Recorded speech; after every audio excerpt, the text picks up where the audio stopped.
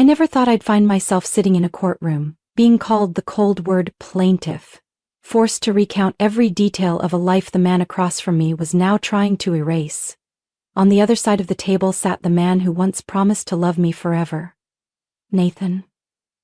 Legs crossed, dressed in a dark blue suit, eyes void of any emotion. He let out a soft chuckle and leaned over to whisper something into the ear of the young woman beside him. She laughed, a short mocking sound that made me clutch the file in my hands tighter, as if it were the last shred of dignity I had left. My name is Isabella. 7 years ago, I left my graphic design job at a media firm to help Nathan start a business. Back then, he had nothing but an idea and limitless confidence. We rented an old garage and turned it into our first office. I handled everything, designing the logo, building the client list, managing the books, and even hand-delivering orders because he was too busy building relationships. But this morning, in court, his lawyer stood, adjusted his collar, and began the story as if I were just a shadow living off my ex-husband's success. Your Honor, he said with pointed emphasis, Mrs. Isabella had no role in the development of green tech. Financial records show she held no official title, made no financial contributions, and was, in effect, a homemaker. I wanted to speak up, to push back, but before I could finish my first sentence, the judge cut me off. Please answer the question directly, ma'am, he said without even looking at me, eyes still fixed on his iPad. I swallowed the words I'd rehearsed for a week, the things I thought would finally make someone understand. Suddenly felt meaningless. And Nathan? He just sat there leaning back in his chair smirking. When it was his turn, he spoke with unbelievable confidence. I don't want to speak ill of anyone, but the truth is, Isabella didn't run the business, she stayed home. I built everything. Now she just wants a piece, because we're getting divorced. A soft laugh came from behind me, probably one of his new friends. People who used to eat in the kitchen I cooked in, now sitting behind me, laughing at my pain. I sat in silence. I knew if I let my emotions show, they'd see me differently, the way people often look at women who cry in public. I reminded myself not to be weak, but my heart felt like stone. What Nathan and his lawyer were doing wasn't just denying my work. They were rewriting history, erasing me from the early years filled with sweat and tears. When the court recessed, I walked out into the hallway, my heels clicking against the tile, echoing in solitude. Nathan stood nearby, laughing with his lawyer and his new girlfriend, the woman in the designer dress with a glare sharp enough to pierce through me. She really thinks a few old receipts will change anything? She said loudly, not bothering to lower her voice. I heard it all, every word. I didn't respond, I just clutched my folder tighter and thought, if the truth isn't enough to make them ashamed, then I'll make sure it can't be forgotten. Not through anger, but through preparation. That night, I sat alone in the small rental apartment I'd moved into after leaving the house I had helped pay for. A cold cup of tea in hand, dim kitchen light falling on a table scattered with old invoices, sticky notes, and a few faded photos from the early green tech days. Back when its name was just handwritten on a whiteboard. I used to think none of this would matter legally, but now that Nathan was denying my entire existence in the company's journey, I began to see it all differently. One name suddenly came back to me. Claire Robbins. Claire had been a part-time assistant during the early days. She helped me cut labels, send mail, even hand-tag our first product batch. I remembered she had a habit of documenting everything. Receipts, handwritten contracts, internal emails. We were close, but she moved on to a bigger firm and we lost touch. I wasn't sure if she even remembered me, but I knew, if anyone had preserved the truth from those early days, it was her. I found Claire on LinkedIn after nearly 2 hours of digging through old contacts. Her new profile picture was from a tech conference, more polished than before, but the same careful, diligent eyes. I didn't message her right away. Instead, I wrote an email. I didn't beg, didn't demand. I simply explained that I was trying to prove I wasn't the freeloader Nathan claimed, and that if she still had any materials, especially emails or documents that showed my role, I would be deeply grateful to see them. After I sent the email, I waited. Each hour crawled by. Finally, at 11 p.m., I received a reply. Isabella, I still have everything. Meet me tomorrow afternoon, I think. It's time the truth is told. The next day, I drove to a small cafe on the west side of town, just a few buildings from Claire's current workplace. When I walked in, she was already seated, a laptop open and a thick folder beside her. I didn't even have time to speak before she stood, pulled out a chair for me and said quietly, "I never thought I'd need these. But he was wrong to think he could erase you." We sat for over 2 hours. Claire handed me printed copies of work emails between me and Nathan, the ones I had typed on the office computer but never saved. There were also old files she had backed up from early budget proposals, listing my responsibilities, sourcing materials, managing orders. Some documents even bore my signature alongside Nathan's on pitch decks sent to early investors. But the most powerful one was a handwritten draft of a company ownership agreement I had completely forgotten about. 35% for me, 65% for Nathan. We both signed it late one night before the company was legally registered. I still remembered Nathan saying, "Let's just write it down for now. We'll do a proper contract later." That later never came. I looked at Claire, my voice shaking. "Why did you keep all of this?" She leaned back and smiled slightly. "Because I admired you, and I couldn't stand seeing you treated like you never existed." I brought everything home, scanned each document onto a separate USB and labeled the folder Living Proof. That night, I didn't sleep, but not because of fear. For the first time during this trial, I felt hope. Nathan may have erased my name from the company's front door, but he couldn't erase me from its past. Because someone had saved it for me. And this time, I wasn't going to let anyone bury it under the label of invisible. Claire advised me to find a lawyer experienced in divorce cases involving disputed business contributions. It took me 3 days to gather myself, list reputable firms in the area, and finally settle on one name that stood out right away: Elaine Porter. Elaine wasn't what I expected. She was a few years younger than me, had softly curled hair, thin-rimmed glasses, and a voice both calm and firm. Her office was in a red crew brick building in downtown Portland, modestly decorated yet precise in every detail. I walked in holding the USB and that thick folder. Everything Claire had given me. "Ms. Isabella, I've read your preliminary case summary," Elaine said as we sat down. "Before we begin, I need to ask, are you ready to go all the way with this?" I didn't hesitate. "I don't want pity. I want the truth recognized." Elaine nodded. Her gaze shifted from cautious to focused, like a warrior stepping into a battlefield already chosen. We spent the first few hours going through every piece of evidence, the emails between Nathan and me, the co-signed budgets, everything Claire had provided, especially one email, dated June 3, 2016, sent by Nathan at midnight, after we'd landed our first big client. "I don't know how you pulled off that inventory mess, but you just saved this company. Without you, Green Tech would probably be under a bridge right now." Elaine read it, paused, and then said softly, "This one sentence is worth more than anything his lawyer could ever say." We began reconstructing a detailed timeline. Every invoice, every old bank transaction, every transfer receipt I had made from my personal account to the company account, in the early days, was categorized by Elaine. She even hired a forensic accountant, Patrick Yoon, a specialist in financial analysis for divorce disputes, to start digging deeper into Green Tech's books. A week later, Patrick sent over his preliminary report. And that's when everything changed.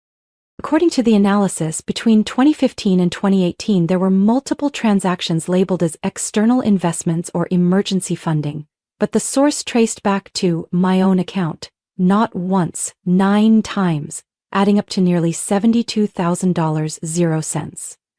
Money I had withdrawn from my personal savings to keep the company afloat during its toughest years. I used to think, well, what's mine is my husband's too. Turns out, in court, that definition doesn't exist. Elaine reviewed the report and turned to me. "If we can prove that these so-called investments were systematic, and that he deliberately left them out of the divorce filings, this isn't just a property dispute, it's financial concealment." I sat in silence, overwhelmed. A part of me still wanted to believe Nathan was just selfish, not malicious. But numbers don't lie. They tell the truth clearer than any excuse ever could. We began preparing a rebuttal file. Elaine sorted each piece of evidence: thank you notes, work emails, invoices, transfer receipts, and most importantly, the handwritten company ownership agreement. "We need to turn this into a narrative, a clear timeline with matching evidence at each step," Elaine said as she pinned color-coded notes across the whiteboard behind her. And for the first time in months, I didn't feel alone anymore. I learned how to ask the right questions, how to read legal clauses, and what it meant to distinguish between formal titles and real impact in a small business. Elaine didn't treat me like a victim. She treated me as a collaborator with a voice in her own case. One afternoon, while reviewing documents, Elaine chuckled softly. He thought he could wipe you out of everything just by removing your name from official records.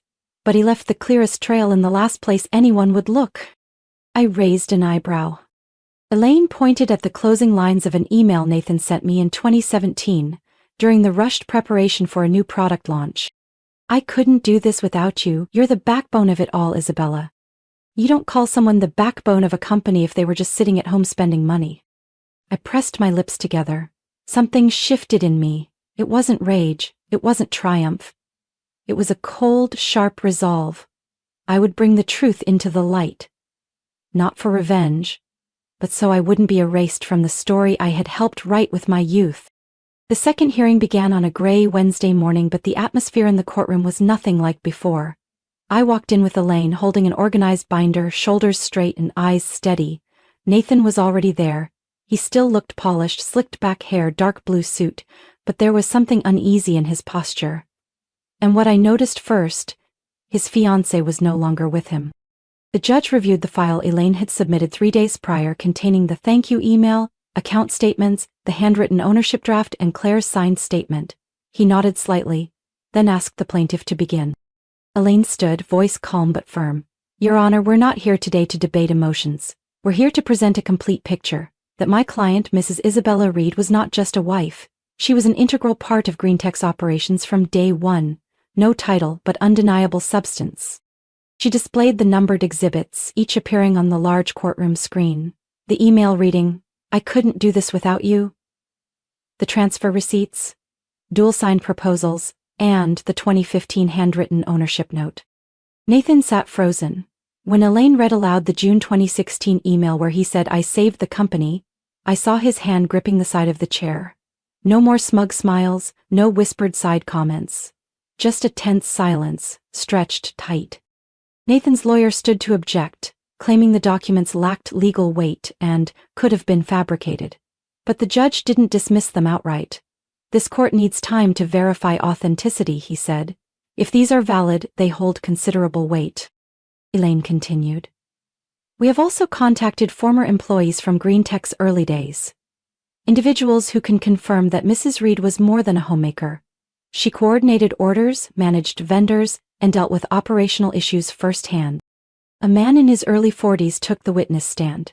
Mark Evans, former warehouse ops staff. He wore a plain gray shirt, calloused hands showing years of manual labor.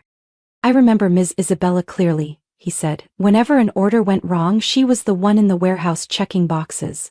Nathan rarely showed up.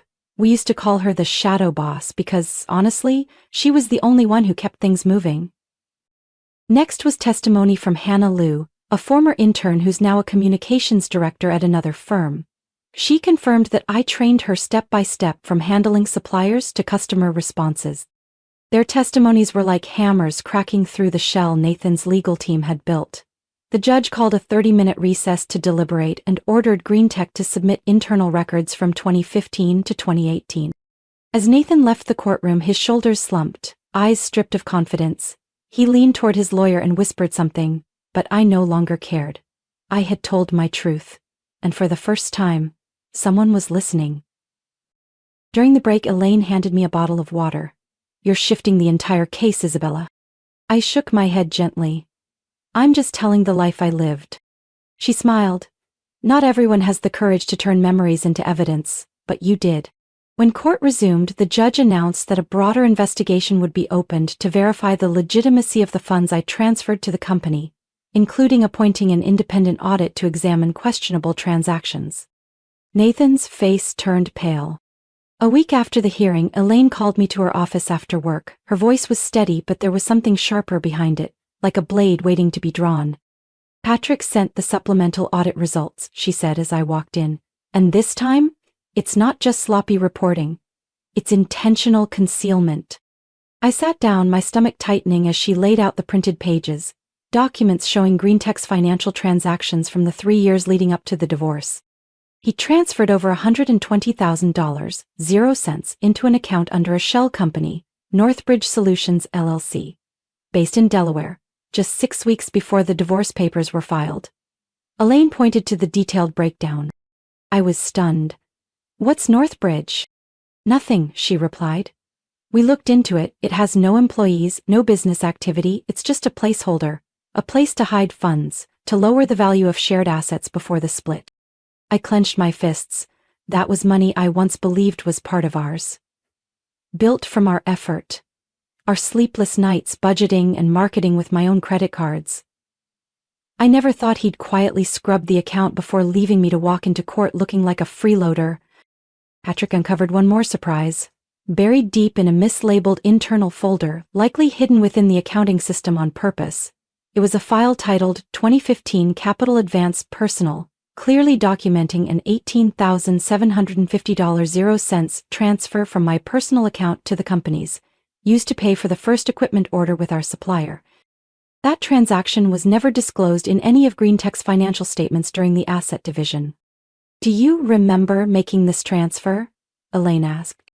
I nodded slowly. He said there was an issue with his bank. I pulled money from my savings so he could sign the contract early, and then I didn't think about it again. Elaine crossed her arms, her expression tightening. But he thought about it. And he recorded it. He just never shared it with anyone. That same afternoon, Elaine filed a motion to expand the financial investigation, attaching the newly collected evidence. The judge accepted the motion, and for the first time I saw him look at me with thoughtful eyes instead of detached indifference. He ordered Nathan's team to submit all financial records dating back to 2015, including correspondence with his personal financial advisors, within 7 days.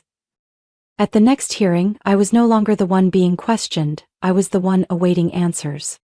Nathan arrived late, looking exhausted, his tie loose, dark circles under his eyes. His lawyers scrambled to organize papers as Elaine began presenting the new findings to the court. Your Honor, she began, we are not only outlining the concrete contributions my client made in building this company, but we are also presenting evidence that the defendant intentionally concealed marital assets by moving funds into an offshore account disguised as a shell company. The opposing side objected, but the judge ignored them and addressed Nathan directly. Mr. Dalton, he said, voice sharp, why was there a transfer from the company's account to Northbridge Solutions just 6 weeks before the divorce filing? Nathan stammered, I was advised that it was a reasonable way to manage cash flow. And the funds Mrs. Isabella transferred to the company in 2015. Did you acknowledge those? I don't quite remember. Elaine stepped forward and placed a thick document binder on the judge's bench. Then what is this? An internal company file clearly listing the transaction amount and sender as Isabella Reed. No further objections, just a long, heavy silence. The judge leaned back in his chair and set down his pen. The court will consider placing a temporary hold on Mr. Dalton's assets until the financial investigation is complete. Nathan lowered his head to the table, and for the first time in months, I exhaled, fully. News of our case spread faster than I expected. A local business publication ran a feature on the divorce lawsuit, referring to compelling evidence that shifted the entire course of a startup separation case. It didn't mention me by name, but anyone who knew GreenTech in its early days understood who the unofficial co-founder was. 3 days after the hearing, Elaine received a call from Nathan's attorney. They requested a private meeting, off the record. We agreed. The meeting took place in a quiet conference room on the 18th floor of a glass tower. Nathan was there with just his lawyer, both visibly uneasy. Elaine sat calmly beside me, composed as if she already knew exactly what would be said. We're offering a one-time payment of $780,000 0 cents, Nathan's lawyer began. In exchange, your client agrees to waive any co-founder claims and to keep the matter private. I didn't need to hear more. I turned to Elaine and gently shook my head. She understood immediately. No, she said firmly. My client is not looking for a payout in exchange for silence. She wants the truth formally recognized. That can't be bargained away. Nathan didn't look at me. For the first time he had nothing to argue, nothing to pretend. I remembered those nights when we folded flyers in our living room and he'd joked that someday he'd write a memoir and dedicate the first page to me. Now, when all I wanted was to have my name acknowledged, he tried to erase it. as if I never existed. 1 week later, the final ruling was issued. I was present in court alone this time. Elaine said I didn't need to be there, everything was already clear, but I knew I had to hear it with my own ears. I needed to hear the judge say the words I'd waited 3 years for. The court finds, the judge began, that Mrs. Isabella Reed made substantial, continuous and systematic contributions to the formation and growth of Green Tech. He looked up and straight at me. Although no formal ownership agreement existed, the evidence establishes her role as an unlisted co-founder, and therefore she is entitled to legal recognition. My chest felt like it finally opened up. Not from victory, but from finally no longer being a shadow in the story I helped write. The ruling included full reimbursement of the $72,000 0 cents in personal funds I had transferred from my savings account, along with an additional compensation equal to 28% of the company's value based on the audit report. An amount Elaine had demonstrated matched my operational role in the first 3 years. The court also ordered Green Tech's internal records to be amended to recognize me as one of the original founders, even though I no longer held any shares. I left the courthouse in silence, no reporters, no crowds, but my steps were lighter than ever. That day, when I returned home, there was an envelope on my doorstep. No name, just a handwritten note. I owe you an apology. Inside was a small letter. It was from Eliza, Nathan's former personal assistant. The same woman who had once smirked at me in court. I read the documents released by the court. I had no idea the truth had been so twisted. I'm sorry I believed the wrong story. And thank you for not staying silent. I folded the letter and tucked it into the drawer beside my desk, not because I needed the apology, but because I wanted to remember. When one person dares to speak up, another can find the courage to face the truth. A few weeks later, Green Tech quietly removed the entire Founders section from its official website. In the new About Us page, they listed individuals who laid the foundation of the company, and my name, Isabella Reed, appeared first. No fireworks, no celebration. Just one bolded line still and silent on the screen. And for me, that was enough. Nearly a year after the ruling, I stood backstage at a conference center in Seattle, holding a stack of notes, my heart surprisingly calm. A young woman in a beige blazer walked over, smiled softly, and clipped a mic to my collar. "Ms. Isabella, you're on in 15 minutes, the whole room's excited." I nodded in thanks and turned to the mirror. Reflected back was a 39-year-old woman. No longer the forgotten assistant, no longer the wife behind someone else's company. It was me, a woman who had learned how to reclaim her voice, and now was sharing that strength with others. The conference theme that day, the forgotten voice, and how to reclaim it. As I walked onto the stage, the lights hit my eyes, but I didn't blink. I looked out at the audience, young women taking notes, middle-aged women leaning into each other, and even a few men nodding respectfully. No one knew my full story, but they came to hear the truth, that too many had once ignored. I was once called irrelevant, unimportant, a burden, I began, my voice steady and clear. But the scariest thing isn't when others diminish you. It's when you start believing they're right. I spoke about my journey, from late-night contract writing to draining my savings account, from courtroom dismissals to the moment a judge read my name as a co-founder. I didn't aim to make anyone cry. I just wanted them to understand one thing. Silence is never the way to hold on to who you are. When I finished, the room rose in applause. A young woman came up and hugged me tightly. "I was about to leave my startup," she said, "because everyone said women don't belong, but thanks to you, I'm not walking away." That night I returned to my hotel, opened my laptop and stared at the words I had just typed. Read and Rise Consulting, because your voice builds foundations. I hadn't decided to start a company just yet, but I knew this time the dream wouldn't be borrowed and my name would be the first one signed. 3 months later, I officially launched Read and Rise Consulting, a small but ambitious firm dedicated to helping women navigate startups, financial disputes, and the kinds of legal situations they once feared facing alone. My first client was a single mom named Danielle, whose ex-boyfriend had taken full control of the profits from the cafe they opened together. After hearing her story, I looked her in the eyes and said, "I've stood exactly where you are, and we're walking out of it together." And I didn't just work, I started writing.